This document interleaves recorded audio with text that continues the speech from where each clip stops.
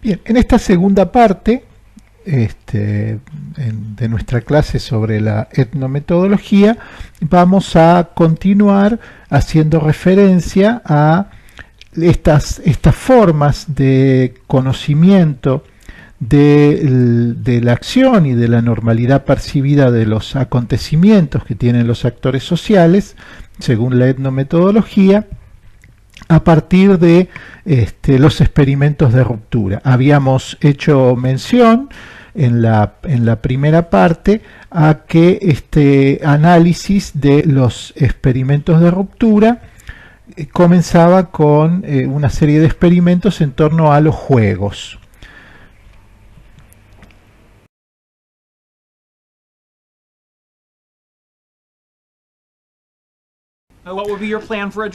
Aquí tenemos otro ejemplo de experimento de ruptura a partir de un breve video de la serie de Big Bang Theory, en donde vemos qué es lo que sucede o cuál es la reacción de una persona frente a lo que sería un experimento de ruptura.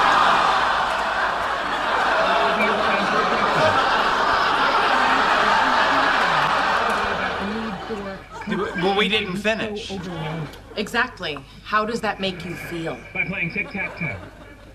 Yep. Same way any normal person would. Oh, Amy. Like I want to peel off my own face and tear it in two, and then again till I have a handful of Sheldon-face confetti. Tic-tac-toe can only end in win, lose, or draw, none of which will deny me closure. Especially since I'm about to win.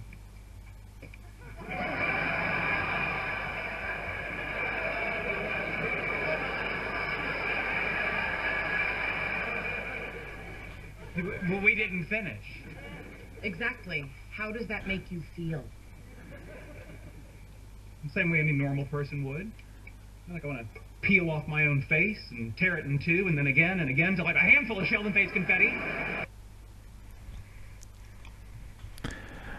Aquí entonces nosotros podemos ver cómo frente a la ruptura en la normalidad percibida, las personas cuyas conductas se han visto interrumpidas por esta discrepancia, eso, bueno, como eso genera ciertas alteraciones en cuanto a la percepción de la realidad, y hay como ciertos afectos sociales que afloran: el enojo, la bronca frente a la situación de ruptura a la que ha sido sometida la persona. El paso siguiente era ver cómo se podía aplicar esto mismo a las acciones de la vida cotidiana.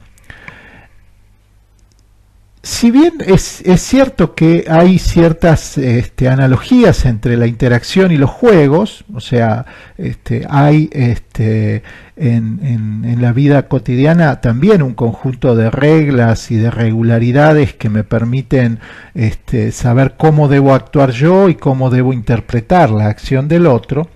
Es cierto que en la vida cotidiana las reglas tienen un mayor grado de indeterminación. Y en ese sentido, la posibilidad de establecer un comportamiento como ajustado o no a la regla es un poco más compleja.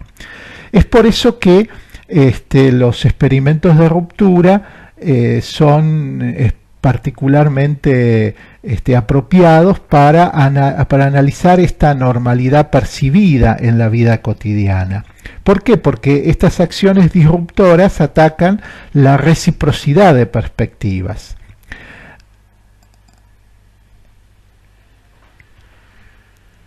Esto generaría cierta sorpresa, cierta irritación y un esfuerzo enérgico y constante por parte de los actores por restablecer la situación, ¿sí?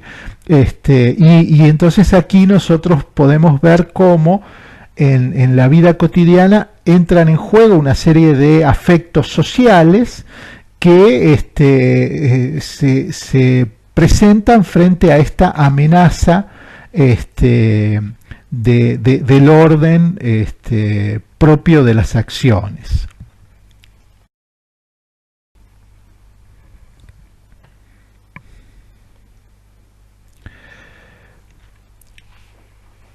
Bien, veamos a continuación qué relación establece en la etnometodología entre las normas sociales, la situación social en la que se presentan este conjunto de acciones y la acción propiamente dicha. Recordemos, aquí también nosotros nos vamos a encontrar con una respuesta frente al planteo parsoniano, y recordemos entonces cuál era la respuesta a esta relación entre norma, situación y acción que planteaba el funcionalismo. Para el planteo elaborado por Talcott Parsons existe una determinación normativa. O sea que las normas funcionan como un nexo entre situación y acción. Las situaciones evocan expectativas y disposiciones normativas previamente internalizadas por los actores, en base a las cuales se dan las acciones ajustadas a las situaciones. Hay una secuencia lógica entonces entre sistema normativo, situación, expectativas y disposiciones internalizadas y finalmente la acción. La etnometodología rechaza esta determinación normativa y plantea por el contrario que el contexto de la acción no solo influye en lo que se piensa que constituye la acción, sino que las acciones componentes también contribuyen a que la situación de la acción adquiera progresivamente sentido. Entonces, contexto, normas y acciones contribuyen al sentido de la situación de la acción, funcionan en conjunto. Desde los aportes de Wittgenstein en torno a los juegos de lenguaje, surge esta idea de que los límites de las categorías de acción son negociables y revisables a través de el uso que los actores realizan de esas categorías. Por lo tanto, son los actores sociales los que deciden en qué casos deben aplicar determinadas normas a la luz de los detalles de la situación en la que se encuentran. Por lo tanto, cada acción constitutiva de un suceso ha de ser analizada como un ajuste, restauración, alteración, ruptura de lo que sería el contexto de la acción. Contexto que está constituida por las normas posibles de aplicar en ese contexto y de las acciones que se van desarrollando en ese contexto. Producción e interpretación de estas acciones. Las normas tienen una función constitutiva, o sea, hay una función central de las normas para poder explicar las acciones. Lo que se está diciendo es que no es algo dado previamente que determina la posibilidad de la acción. De hecho, la norma es el vehículo por medio del cual yo no solamente produzco una acción que resulta ajustada a la situación, sino que la norma a su vez me permite analizar las acciones. Por ejemplo, ejemplo, una acción que desafíe o desacredite la autoridad vigente en esas interacciones sociales. La desviación de la norma también es evaluada y comprendida a partir de la norma misma. Entonces, las convenciones normativas, plantea la etnometodología, deben entenderse como recursos para establecer y mantener la inteligibilidad de un campo de acción y por tanto son cognitivamente accesibles a todos los implicados.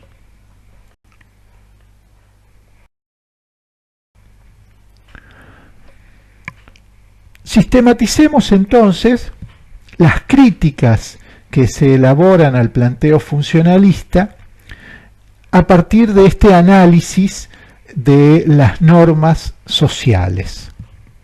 Entonces, veamos, para el funcionalismo, la situación de la acción se da en un contexto determinista, el sistema normativo se impone. Para la etnometodología, el contexto de actividad es un contexto de interjuego entre norma, situación y acción, de tal modo que las acciones constituyen y reconstituyen el contexto en un proceso continuo de renovación. Para el funcionalismo, las normas son consideradas un patrón rígido, para la etnometodología son recursos elásticos, que se emplean de acuerdo a el acuerdo tácito que los participantes, al que los participantes llegan en torno a cuáles son las normas que se aplican en determinada situación. Para el funcionalismo, el sistema normativo establece no solamente cuáles son las normas que se deben emplear, sino internaliza las sanciones, o sea, si uno no cumple con la norma, hay algún tipo de sanción. Y eso es lo que permite el orden social. Para la etnometodología, el orden se da porque la norma me permite a mí establecer una presuposición sobre cómo debo actuar y además cómo debo interpretar la acción, ¿sí? O sea, la norma tiene una capacidad a partir de la cual yo no solamente puedo saber en base a ella cómo debo actuar, sino también me permite obtener un conocimiento de la situación social, saber por qué las personas hacen lo que hacen y por qué yo tengo que hacer determinadas cosas. Abordemos ahora el problema del conocimiento del actor. Y en referencia a este conocimiento del actor, nosotros nos vamos a encontrar con una serie de categorías que son propias de la etnometodología y que permiten caracterizar este conocimiento que posee el actor sobre el mundo de la vida. Vamos a partir de esta frase de Garfinkel, que liga acción y conocimiento del actor.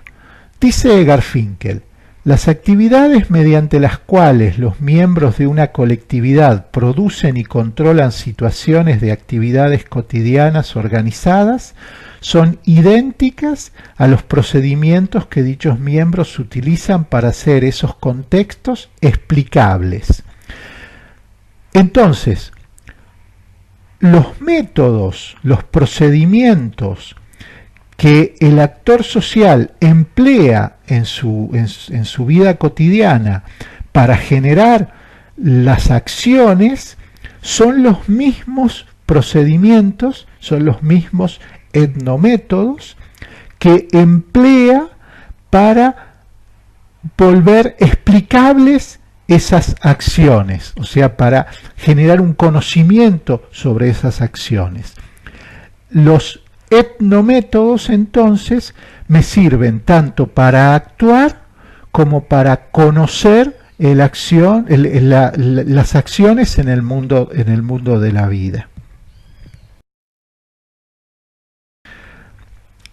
El primero de los conceptos que aparece aquí es el concepto de explicabilidad. Esto remite a que cualquier situación social es observable y es descriptible, o sea, nosotros podemos describir y observar cualquier situación social, en el sentido de que cualquier situación social puede explicarse a partir de la configuración y el desenvolvimiento de sus acciones constitutivas.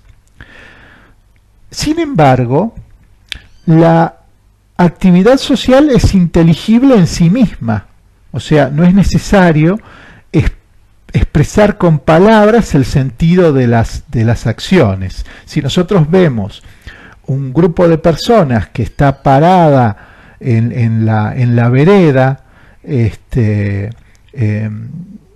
y en determinado lugar, no es necesario que nos acerquemos a ellas para preguntarles qué es lo que están haciendo, porque sabemos que están esperando el colectivo, por ejemplo, ¿sí? que hacen una cola para esperar el colectivo.